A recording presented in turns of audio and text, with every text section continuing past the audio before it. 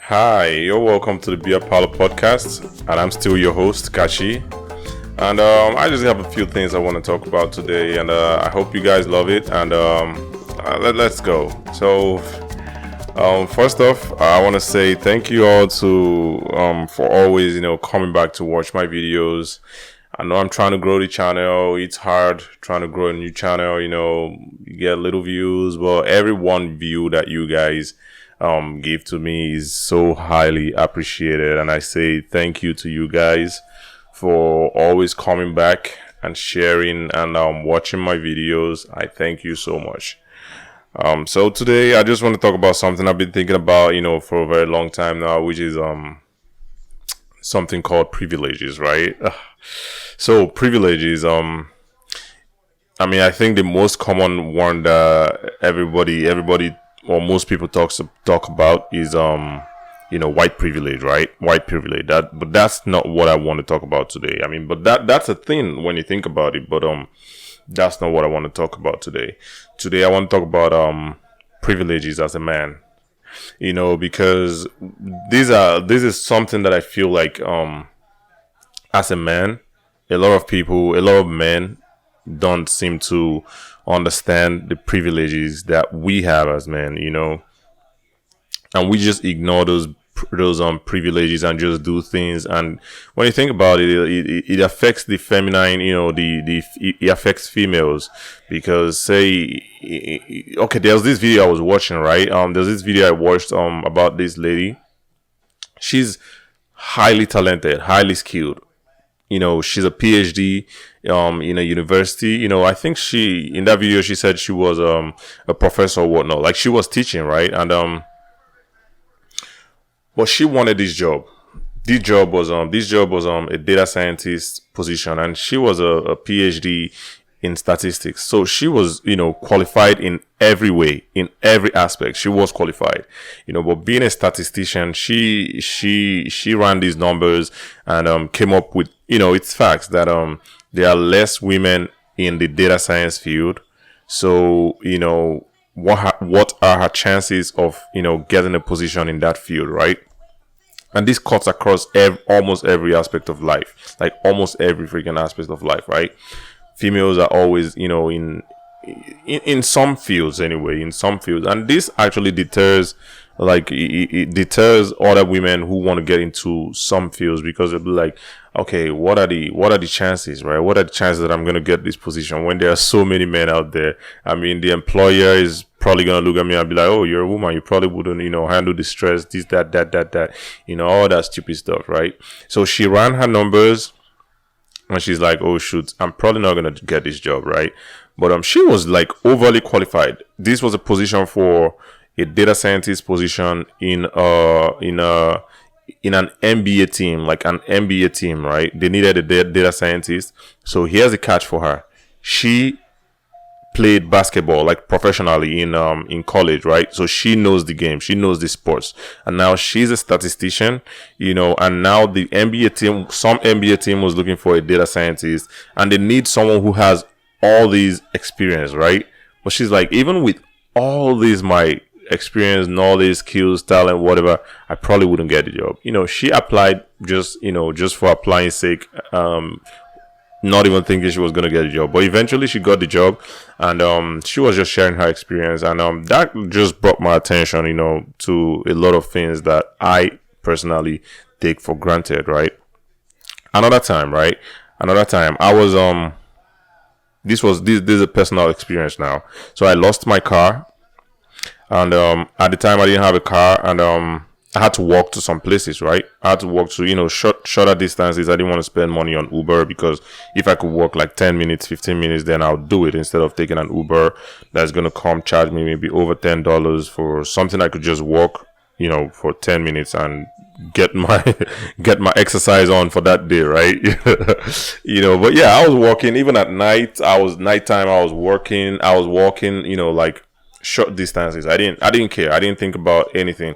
The worst case scenario I was thinking of was, someone was going to pull up on me, like maybe with a gun, rob me of my stuff and all that, right? I was talking to a friend of mine, a girl, right? And she's like, this is so risky. Aren't you thinking about getting raped? I'm like, nobody's going to rape me. I'm like, what are you talking about? Like, nobody's going to rape me. Like, I'm a dude, right? I'm a dude. Like, okay, what are the odds that a rapist is going to be like, standing somewhere in the dark waiting for me, waiting for a guy to walk past and he's going to rob me, he's going to rape me, right? But when you think about that, right? This is me as a guy. The only thing I could worry about is maybe a guy robbing me with a gun, right? But for girls, they have to worry about that. They have to worry about someone raping them. They have to worry about someone kidnapping them, taking them for trafficking and all that stupid stuff. You know what I'm saying? So it's just really crazy. It is just really crazy. I've been thinking about it for a while, writing stuff about it on other platforms, but now I have a YouTube channel. I thought, to talk about it, and maybe in the future I'm going to talk more about it too. We should protect our women. If you have a sister, protect them. You have a girlfriend, protect them. And I mean, it's just crazy how we do this stupid stuff to women, right? Knowing that we're the men, and we have these privileges, but we just act like it doesn't exist, and we just go about doing some stupid stuff to these women. It's just crazy. But yeah, I thought about that, and I thought to share. And another thing I want to talk about is totally off topic from what I just said. But listen, right? Listen, this is about real estate. Real estate in Nigeria. This is another one that's so dear to my heart. Like, I've been thinking about it, and whenever I think about these, real estate, especially in Lagos, Nigeria, especially, on the island area, there's tons of beautiful houses. Don't get me wrong. Beautiful houses that I can't afford right now anyway. Maybe next 2-3 years I'll be able to afford one. But right now, excuse me, this is a podcast. All my reactions, all my belching, if I fart, you're going to hear it on here because I'm not going to cut nothing. This is a podcast. You don't edit podcasts like that. But listen to me, right? The real estate on Lekki, I know some people are going to disagree with me, but this is my opinion, and this is the Beer Parlour podcast. I hope sometime in the future I'm going to have someone on here that we can talk and, discuss these issues. But this is just my opinion, honestly, how I see it and what I feel. Those houses in Lekki, right?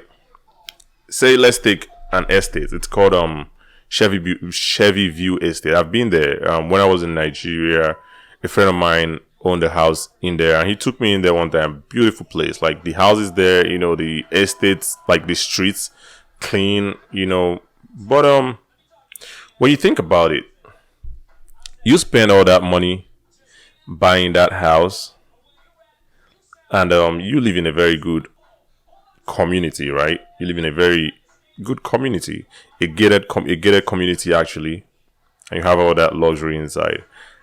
But I tell you, man, the your quality of life living inside there is still as low as the person who lives just outside the estate. And this is why I say so, because the moment you leave that estate, one, for starters, right? In that estate, you don't have a grocery store, you don't have a pharmacy, you don't have a liquor store, you don't have nothing. You still have to leave that estate to go get these basic things that you obviously need, right? So the moment you step out of that estate, you still have to deal with the bad roads, the poor drainage system, which obviously still affects you in your estates or whatnot, right? You have to deal with, every other craziness that the regular person who lives just across from your estate, right, has to deal with every day. So I just feel like, okay, there's this thing they call Section 8 houses here in the USA, right? It's called low housing projects or whatnot. Low housing projects, I guess, right? Section 8, you can Google it. I'm not making shit up. Like, you can go ahead and Google it and you see what I'm talking about, right? These low housing communities, right? Even though the communities, they don't have, a lot of fancy stores or whatnot, they still have their grocery stores, they have gas stations, they have liquor stores. I know you guys be like, oh, why is he emphasizing on the liquor store? But listen, it's not. I don't even drink alcohol like that. I'm a lightweight. Like I drink one glass and I'm gone. You know what I'm saying? But that's not what I'm talking about. They have their liquor stores. They have grocery stores. They have good drainage. I mean, they have good roads still. Their roads are not as terrible. You know, it's still fairly usable. You know what I'm saying? They have these basic things that anybody would want, right? So I just feel like comparing the Section 8 houses here, which are called, you know, low housing projects, and the Lekki houses. I feel like the ones here, the low housing projects here, man, are way better. Like way better. I mean, I just feel like the houses in Lekki, they're just ghettos, like glorified ghettos. I know some people who own houses there. Maybe if you watch this video, you're gonna be like, oh, this guy's a hater. He can't even afford a house there. Yes, I can't afford a house in Lekki right now, but come check me in 2 years, okay? 2 years, just come check me in 2 years. I'll buy the whole place. It's just crazy. It's just crazy, really. And when you think about it, like it's just, I mean, a lot of things happen in the world, and there's some other thing I want to talk about, which is you know, racism. In my opinion, anyway, racism is just a construct. Let me think of the best way to put this. Right, racism is I think it's just something that the rich create, and then the poor people execute it. You know what I'm saying? Because when you think about it, right, rich people always do business together. Black, yellow, pink, purple, black, purple, green, whatever color they don't care. They do business with each other. They don't care what color you are, as long as it doesn't affect their money. They're good with it. They're going to do business with you, right? That's rich people for you. But poor people are the problem. Oh, you are the N-word. Oh, you are the this, you are the that, you know. And you're broke. How you going to be hating when you're broke? I don't get it. Like, how you going to be hating when you are broke? How does that work? How you going to hate when you're broke? You know what I'm saying? Listen, I hope I could talk more on this, and I don't know. It's crazy for me to just talk about it myself, because these are things I feel like me and someone could talk about, and I want to hear a lot of people's views. And I mean, as far as now, I don't have anybody to talk about it with. I don't have anybody to talk about this topic with. So you guys can leave your comments in the comment section, and just tell me what you think. Maybe I'm talking some bullshit. Maybe you think I'm saying facts. Just correct me if I'm wrong, but I just feel racism is mostly for poor people. And don't get me wrong, they are racist rich people, but I'm saying the foot soldiers, let me use it that way, the foot soldiers of racism are poor people. Let me put it that way, so you get a better understanding of where I'm coming from. Oh my goodness, man. But we come to the USA, right? Nigerians. And a lot of other people or other Africans be like, I wonder what Nigerians, why do they leave Nigeria? Like, they got everything. They got this, they got that, they got... Well, listen, it's perspective. It's just perspective. I don't know what country... Okay, there's this dude in Ghana. He's a very popular... I'm not going to say his name before he's going to say I'm trying to use his name. Maybe he watches this in the future. He's going to be like, oh, he's trying to use my name to get some views. No, I'm not trying to do that. So I'm not going to say his name. I think he's the most popular YouTuber in Nigeria. Like, you know, like people who do vlogs and stuff like that. He has like over 700 views. There are other Africans. There's a Nigerian actually that has like over 7 million subscribers. But this dude, he's like a vlogger. He's from Ghana too, and he has like over 600k subscribers. He's really popular in Africa as a whole. So you can check him out. I'm not gonna say his name. You can Google him, whatnot, try to get his profile. But here I'm not gonna say his name. Make be like say I did try get views with his name. But here's the thing. I watched one of his video and he's like, oh, why do Nigerians always complain about Nigeria? And what bothers me the most is the Nigerians around him who always be like, oh, I don't know this, that. They always want to make mistakes. They don't want to do this, that. Why not? I mean, this guy, he's speaking from, perspective, right? He's from Ghana. I don't know how it goes in Ghana, but I don't know what it is in Ghana. Maybe I don't know how their life is in Ghana. But you come to Nigeria and you ask those questions. I believe he's asking those questions, honestly, like he just wants to get an insight, right? What bothers me is the Nigerians around him who go ahead and tell him, oh, Nigerians are these, Nigerians are lazy, they just want to complain. But that's not true. That's not true. There's a lot of successful Nigerians, no doubt about that. A lot of successful Nigerians in Nigeria, no doubt about that. Those people, they did it, they put in the work, and they got results, right? But I'm gonna tell you, not everybody would achieve the same amount of success, that Mr. A billionaire in Nigeria achieved.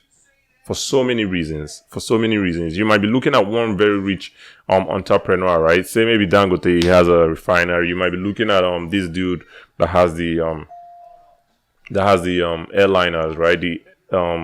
The airline company, right? You might be looking at some other very rich dudes that own real estates, lots of real estates, multi-million-dollar real estates, right? And you'd be asking, well, why do Nigerians do this? Those guys, have you asked how they got their wealth? Have you, it just bothers me that the Nigerians around him, anyway, they don't, point him to the fact that these people, they got their wealth like this, like that, like this. This is what they did. This is what not every Nigerian has access to what they did.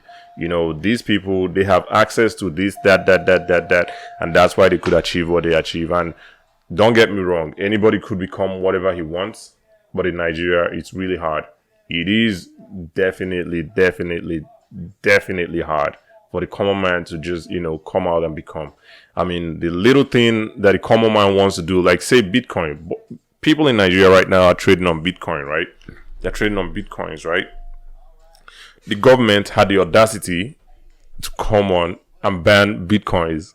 This is something that, young people are right now trying to make some profit out of it, right?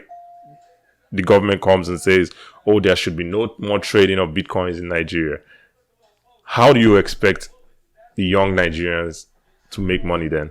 You ban these things, you don't create jobs. There are no jobs. These people create these jobs for themselves because that's what they can do. On the internet, there's lots of ways you can make money legally, right? And these young people, they go out there, discover these things, and make their money, right? And all you can do is still try to frustrate them. Does that make sense? It's just crazy, man. It's just crazy. And this just leads me to the end of my show, to the end of this show. Obviously, my podcast. But it leads me to the end of my podcast today. And I just have one thing to say before I go, which is, self-love. You got to love yourself a lot, because a lot of people who show hate or who hate people, these people, they don't have they don't have love for themselves, because there's no way you're gonna love yourself. You can't give what you don't have. That's just basically what it is.